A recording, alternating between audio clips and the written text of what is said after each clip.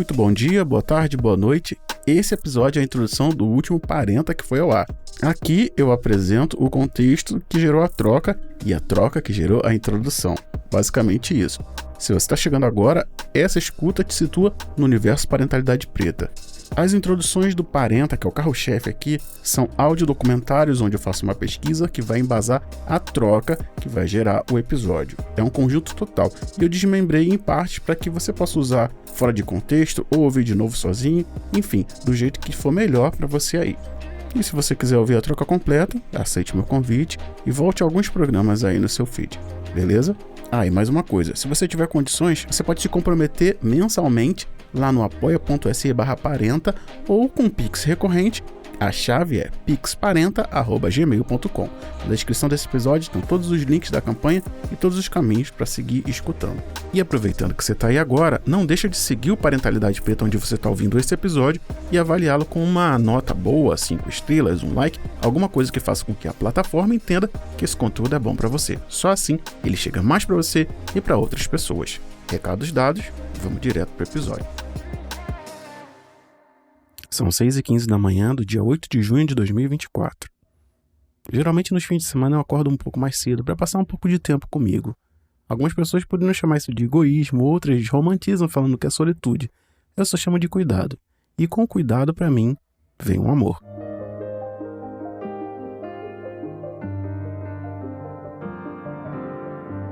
Uma das coisas que sempre me bateram bem profundamente foi esse conceito muito importante de amor. Esse, o amor do cuidado, o da ação, aquele que faz coisas para que as pessoas ao seu redor estejam bem.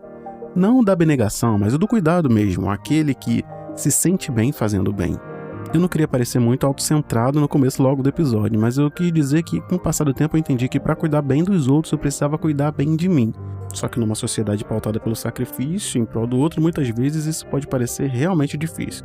Até porque, com autocuidado, qualquer um que seja, vem sempre o sentimento de que a gente poderia estar empregando o nosso tempo, energia e cuidados com outras pessoas.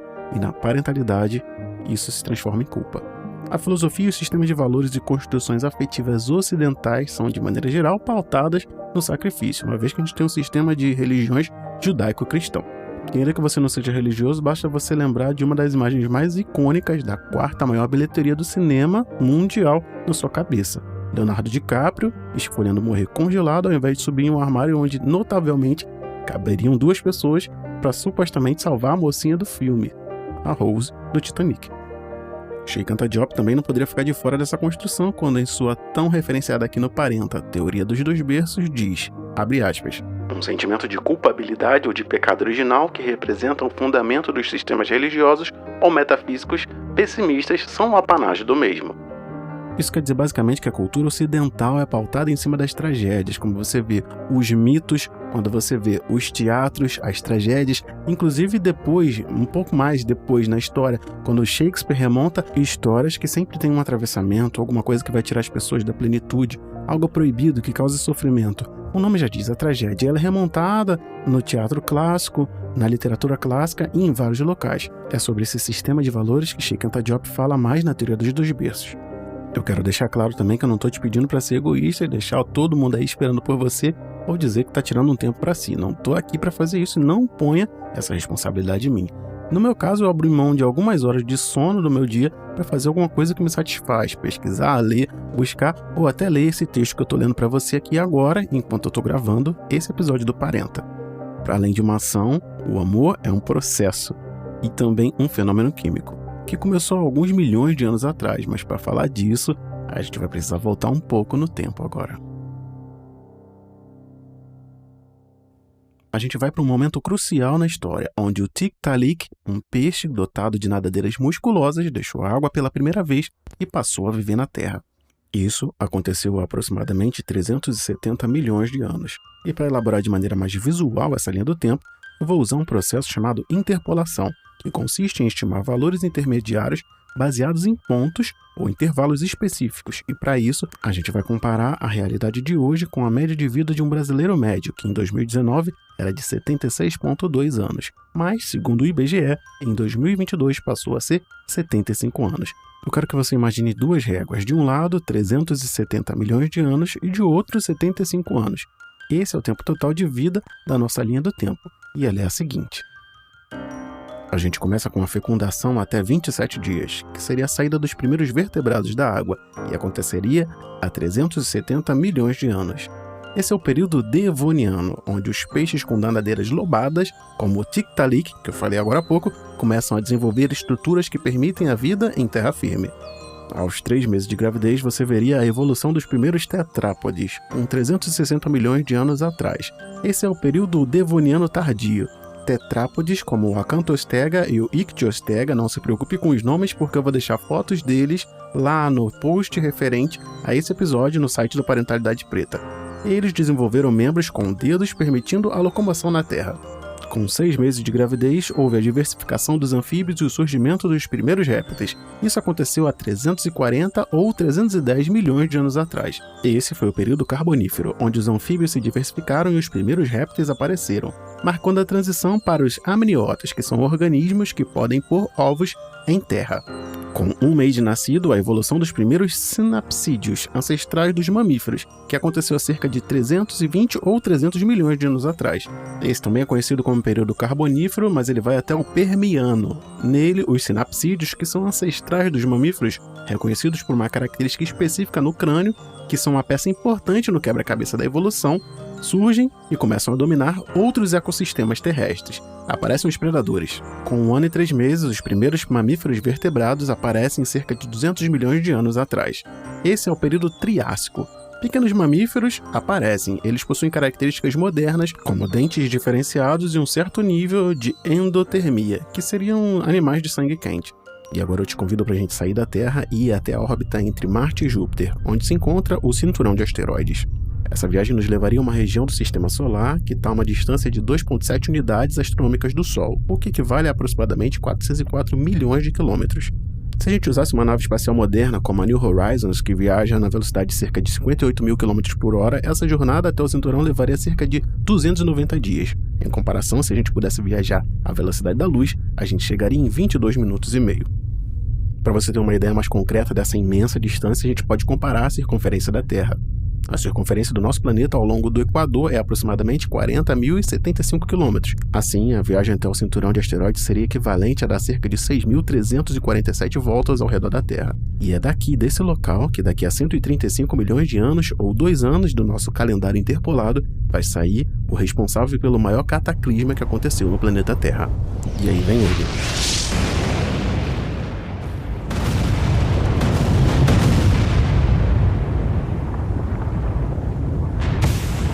Nesse momento, um asteroide de aproximadamente 10 km de diâmetro atingiu a Terra na região que hoje é conhecida como a Península de Yucatán, no México. O local do impacto formou uma cratera de 150 km de diâmetro. A energia liberada pelo impacto foi equivalente a bilhões de bombas atômicas. Isso causou uma explosão massiva que vaporizou o asteroide e uma grande parte da crosta terrestre. A onda de choque resultante espalhou-se em velocidades supersônicas, causando terremotos de magnitude extrema e desencadeando erupções vulcânicas ao redor do planeta. A energia térmica do impacto incendiou florestas a milhares de quilômetros de distância, cobrindo a Terra de fumaça e cinzas. Durante 15 dias, todo o planeta Terra ficou de noite. A falta de luz solar e as mudanças climáticas subsequentes causaram um colapso ecológico. Muitas espécies de plantas e animais não conseguiram sobreviver às condições severas, resultando na extinção de cerca de 75% das espécies na Terra, e isso incluía os dinossauros. Algumas espécies, contudo, conseguiram sobreviver, principalmente pequenos mamíferos, aves, répteis, anfíbios e plantas que podiam viver em condições de baixa luminosidade e em temperaturas mais frias. E aos 3 anos e 3 meses do nosso calendário interpolado, após a extinção dos dinossauros, os mamíferos se diversificaram rapidamente. O neocórtex, parte do cérebro responsável pelas funções superiores, começa a se desenvolver significativamente. Com 3 anos e 4 meses, o surgimento dos primeiros primatas acontece entre 55 e 50 milhões de anos. Esse é o período Eoceno. Nele, os primeiros primatas aparecem e eles possuem características que permitem a melhor adaptação aos ambientes arbóreos. Com 4 anos e 3 meses de idade, começa a evolução dos primatas antropóides, os símios, que acontece entre 40 e 30 milhões de anos atrás. Nesse período aparecem os primeiros símios, com visões melhores e maiores condições cognitivas para sua própria evolução. 6 meses depois, com 4 anos e 9 meses, aparecem os primeiros hominídeos, cerca de 7 a 6 milhões de anos atrás. período Mioceno tardio. Os primeiros hominídeos, como a Lucy, aparecem e eles são os ancestrais mais antigos dos seres humanos. Com 4 anos e 10 meses acontece a evolução do gênero Homo, que acontece há cerca de 2 milhões de anos atrás. Nesse período, o Pleistoceno, o Homo habilis, o primeiro gênero Homo, surge com as habilidades avançadas e o uso de ferramentas e um cérebro ainda maior. Com 4 anos e 10 meses ainda, 1 milhão de anos depois, tem o surgimento do Homo erectus, e a partir desse período a gente passa a focar no cérebro. O Homo erectus desenvolve-se com um cérebro significativamente maior e a capacidade de usar o fogo, ferramentas mais complexas e a linguagem rudimentar. Há 300 mil anos, no Pleistoceno Médio, o Homo sapiens surge com capacidades cognitivas avançadas, uma linguagem complexa, cultura e arte. Antes de completar 5 anos, o desenvolvimento completo do cérebro humano acontece. Cerca de 100 mil anos atrás, o cérebro humano continua a se desenvolver em complexidade, permitindo avanços em cultura, tecnologia e sociedade. E se essa linha do tempo fosse real, antes dos 5 anos, essa pessoa já estaria com todas as habilidades cognitivas complexas formadas dentro da sua cabeça. Essas são capacidades mentais avançadas que envolvem o processamento de informações de maneira sofisticada. E aqui vai uma pequena lista delas. A linguagem, o raciocínio abstrato, a memória avançada, a resolução de problemas, o pensamento crítico, o planejamento e a organização, a criatividade, a tomada de decisão, a metacognição, que é a capacidade de pensar sobre o próprio pensamento, a empatia e a teoria da mente, que são as capacidades de entender e compartilhar sentimentos com os outros, reconhecer que as outras pessoas têm pensamentos, crenças e desejos diferentes dos seus, e o uso dessa compreensão para prever e influenciar o comportamento de outras pessoas. O autocontrole e a regulação emocional, compreendendo as dinâmicas sociais e normas culturais, a habilidade de se comunicar eficazmente com os outros e a capacidade de formar e manter relacionamentos saudáveis. E é nesse ponto que a gente vai se aprofundar mais. A gente parou em relacionamentos saudáveis, e muito poderia ser dito em relação às habilidades adquiridas pelo ser humano com o passar dos tempos. Muitas pessoas acreditam que o amor, tal qual ele se apresenta, depende de valores sociais, emocionais, históricos e até mesmo espirituais. Mas a ciência tem provado cada vez mais que esse sentimento é puramente químico. Será? Para aprofundar um pouco mais essa construção, eu vou trazer aqui um resumo do artigo escrito e publicado por Jennifer Rocha Vargas Fogaça no Mundo Educação da UOL, sem data marcada, cujo link vai estar disponível na página referente a esse episódio no site do Parentalidade Preta. E ele é o seguinte: o amor, do ponto de vista químico, é um fenômeno neurobiológico complexo que envolve várias atividades cerebrais e a ação de moléculas específicas, principalmente os hormônios.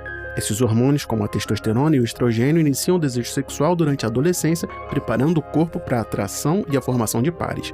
O amor desperta uma necessidade biológica de formar conexões românticas, garantindo a reprodução e a criação de um ambiente seguro para a descendência. Mesmo antes de encontrar um parceiro, o corpo humano já está biologicamente disposto a essas conexões. Quando nos apaixonamos, o nosso cérebro é inundado de compostos químicos que nos fazem focar intensamente na pessoa amada. O cheiro do parceiro, por exemplo, desencadeia reações químicas no cérebro que ocasionam memórias e sensações, facilitando a atração e a compatibilidade genética. Esse estado de paixão altera o comportamento, fazendo com que a nossa frequência cardíaca aumente e as pupilas se dilatem e as mãos suem. Os neurotransmissores, como a dopamina e a serotonina, são liberados, proporcionando sensações de prazer e obsessão, semelhantes ao efeito de certas drogas. Além do cheiro, outros aspectos bioquímicos desempenham papéis importantes na atração. A pessoa apaixonada excreta feromônios que permitem a comunicação e a atração com outro ser da mesma espécie. Esses sinais químicos são comuns em animais e têm um papel controverso, mas significativo entre os humanos. Estudos indicam que, através dos feromônios, nosso cérebro pode detectar a compatibilidade genética e escolher melhor o parceiro ou a parceira para a reprodução, buscando assegurar uma descendência saudável e resistente a doenças. Na fase final do amor, a ligação profunda entre o casal é reforçada por hormônios liberados durante a relação sexual, como a ocitocina e a vasopressina. A ocitocina, conhecida também como o hormônio do amor, também desempenha um papel crucial na conexão entre a mãe e o bebê no momento do nascimento, que chama-se de imprint. Embora a intensidade dos sentimentos apaixonados diminua com o tempo, isso não significa o fim do amor, mas a transição para um tipo de amor mais duradouro e mais estável. Esse amor maduro pode perdurar por toda a vida, fundamentado na química entre os parceiros e nas experiências compartilhadas. Eu falei das substâncias e das funções delas e eu vou fazer aqui uma lista para que você não perca de vista quais são. E elas são as seguintes. Primeiro, os hormônios, é claro.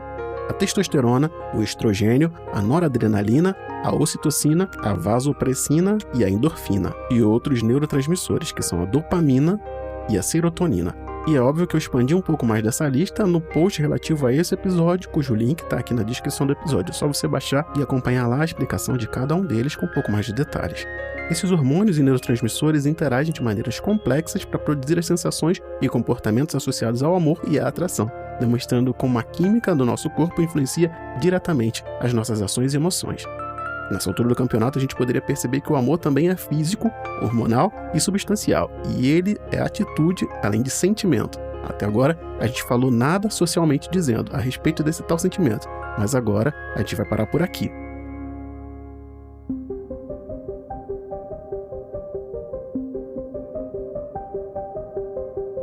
O amor romântico é a ilusão do Ocidente a respeito do que seria a afetividade perfeita. Esse é o Homologia Agbara, o nosso convidado de hoje, que vai ajudar a gente a construir esse primeiro capítulo dessa construção, que é o amor preto. A ideia de amor romântico está absolutamente articulada a uma ideia de construções afetivas que são perfeitas, são modelos perfeitos, idealizados. Né? Essa perfeição, ela não é uma perfeição alcançável. E por isso que o amor romântico, ele está lá nas produções, na televisão, né, nas novelas, no cinema, nos comerciais, porque é aquele lugar inalcançável.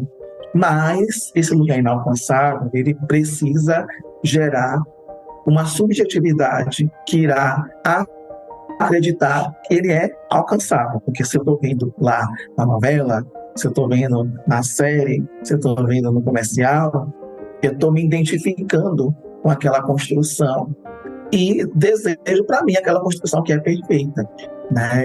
E eu fui citando alguns exemplos, mas talvez seja ainda anterior, né, lá nos desenhos dos contos de fadas, né, aquele príncipe que chega para salvar a princesa de algum grande perigo e terminar casando com ela e cumprir com os viveram felizes para sempre, né?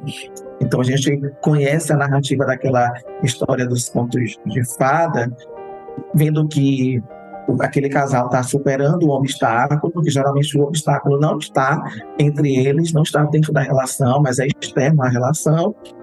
Então, é o casal enfrentando o mundo e, depois de enfrentar o mundo, chegar na bonança, que é o viver felizes para sempre.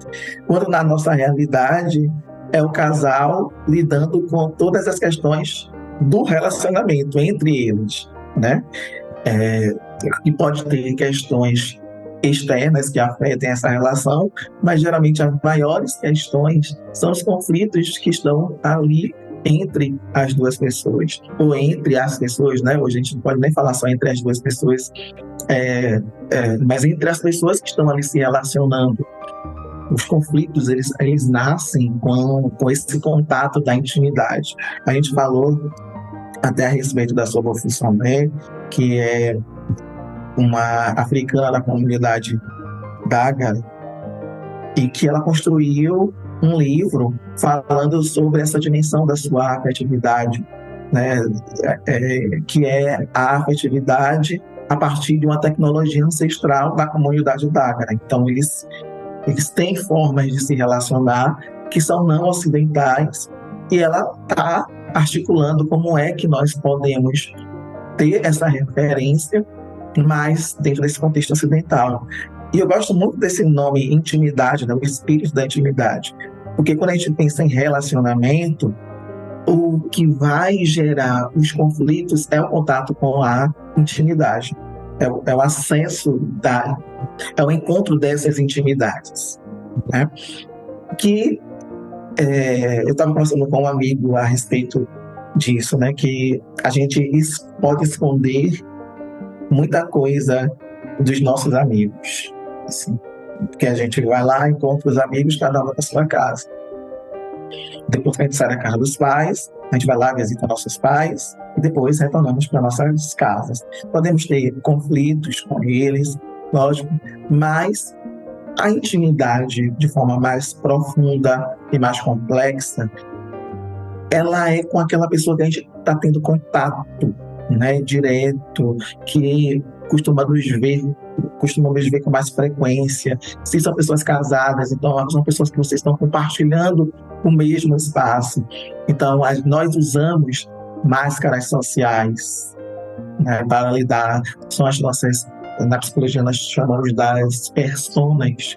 A gente tem as nossas personas, mas dentro de um relacionamento, talvez seja um lugar que não tenhamos condições de sustentar tantas personas assim. Então, as máscaras, elas vão saindo e a pessoa vai acessando a intimidade da outra, né? Que talvez essa intimidade seja justamente o que há debaixo das máscaras, né?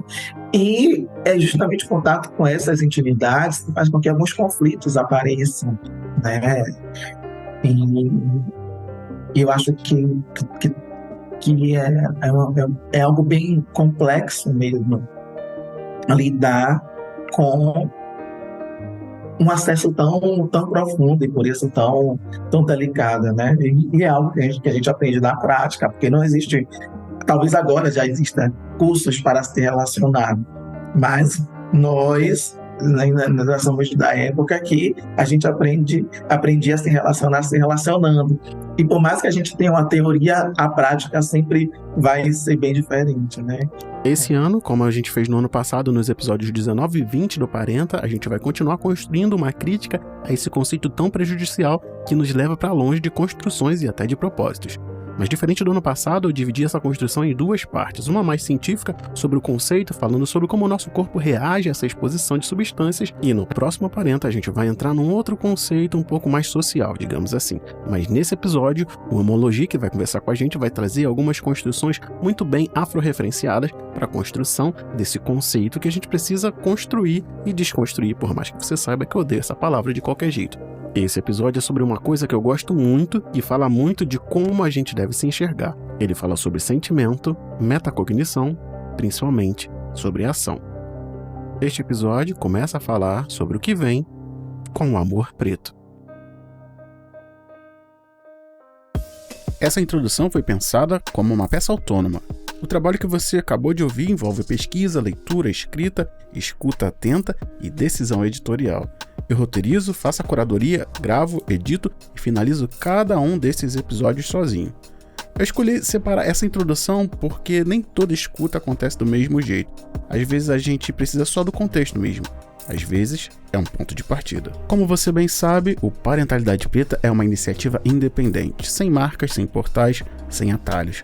Manter esse tipo de cuidado dá trabalho e tem custo. Por isso, se esse formato te serviu, te citou ou te acompanhou em algum momento, eu te convido a se comprometer com Parentalidade Preta. Com o valor de 2 bebidas por mês, quaisquer que elas sejam, você já me ajuda a manter isso tudo funcionando, sustentar novos episódios e garantir que essa travessia continue existindo. Você pode se comprometer mensalmente lá no apoia.se/parenta ou com Pix recorrente. A chave é pixparenta@gmail.com. Na descrição desse episódio estão todos os links da campanha e todos os caminhos para seguir escutando. Eu sou Diego, pai de Benjamin e Aurora, esposo de Tatiane, que está com as crianças agora para que eu possa produzir mais esse episódio, e a gente se escuta no próximo.